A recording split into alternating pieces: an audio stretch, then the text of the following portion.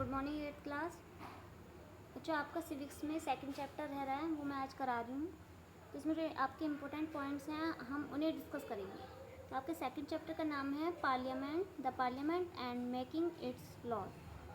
तो इसके लिए पहले हमें इसके कुछ बेसिक पता होनी चाहिए।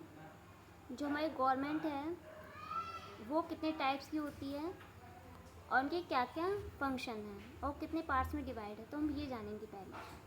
तो बच्चों, जो गवर्नमेंट है हमारी, वो एक तो हमारी सेंट्रल गवर्नमेंट होती है और एक स्टेट गवर्नमेंट होती है ना, इनकी राज्य सरकार और केंद्र सरकार। तो बच्चों, जो हमारी केंद्र सरकार है, जो मतलब पूरे इंडिया में काम करेगी, पूरे इंडिया के वर्क्स के लिए रेस्पॉन्सिबल है, उसको बोलते हैं सेंट्रल लेजिस्लेटिव असेंबली। क्या बोलेंगे? केंद्र सरकार को इंग्लिश में सेंट्रल लेजिस्लेटिव असेंबली। और जो हमारी राज्य सरकार होती है उसको बोलते हैं स्टेट लेजिस्लेटिव असेंबली। तो यानी कि जो हमारी ये होती है हमारी राज्य सरकार। तो जो ये राज्य सरकार स्टेट लेजिस्लेटिव असेंबली कहाँ काम करती है? स्टेट में काम करती है, और ये हर स्टेट की अलग अलग होती है और 2 स्टेट की मिलाकर एक हो सकती है। तो बच्चों, इसमें क्या होते हैं, इसको जो हमारी स्टेट की गवर्नमेंट होती है उसके जो सदन है उसका नाम है विधानसभा।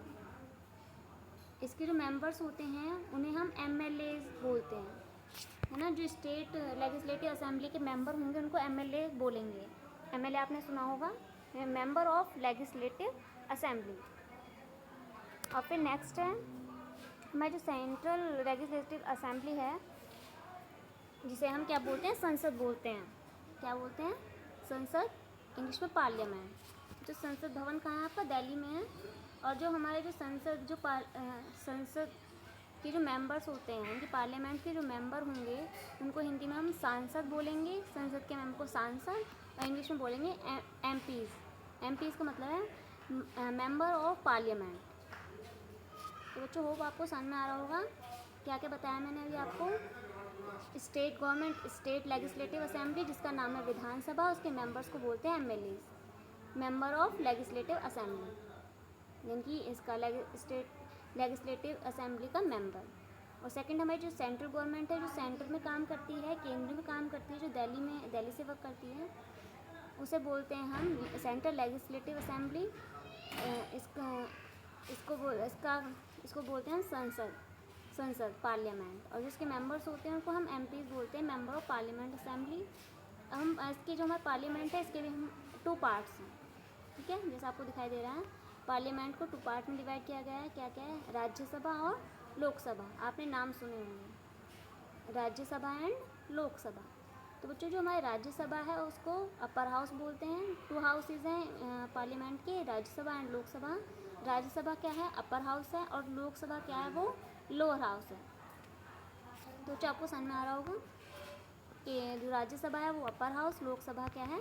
Lower house. इसके बाद बच्चों, आप अपनी बुक में देख सकते हैं, पेज नंबर 202 पे है कि राज्यसभा। जो इम्पोर्टेंट पॉइंट्स है बच्चों हम उन्हें पढ़ेंगे बस। राज्यसभा को क्या बोलते हैं, ये मैंने आपको बताया, अपर हाउस, यानी कि उच्च सदन।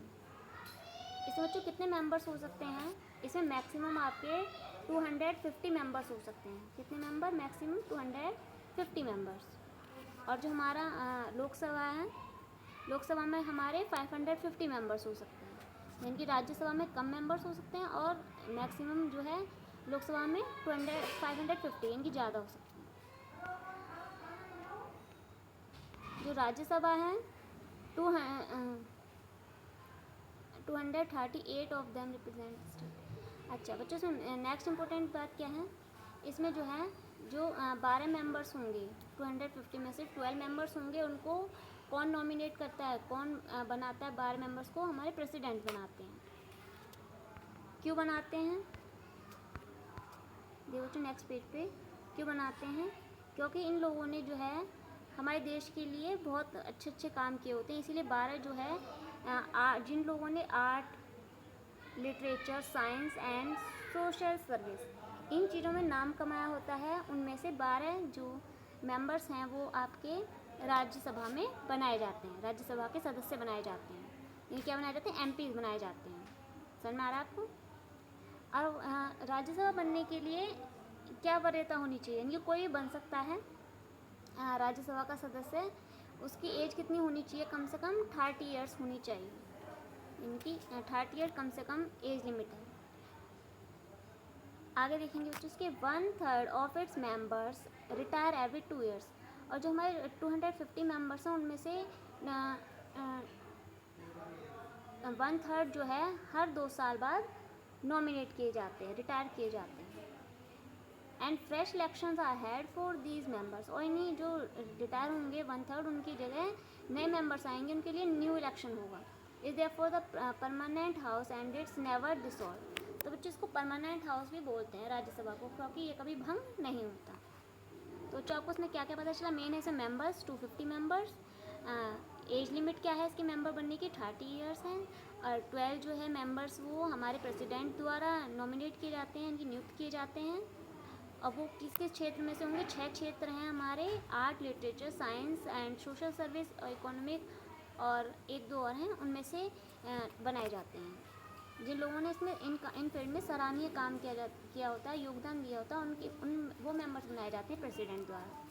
फिर नेक्स्ट हमारा पार्लियामेंट का दूसरा हाउस है लोकसभा, जिसको क्या बोलते हैं? निम्न सदन, यानी कि लोअर हाउस बोलते हैं, यानी निचला सदन। बच्चों इसमें कितने मेंबर्स होंगे? ज़्यादा से ज़्यादा 550।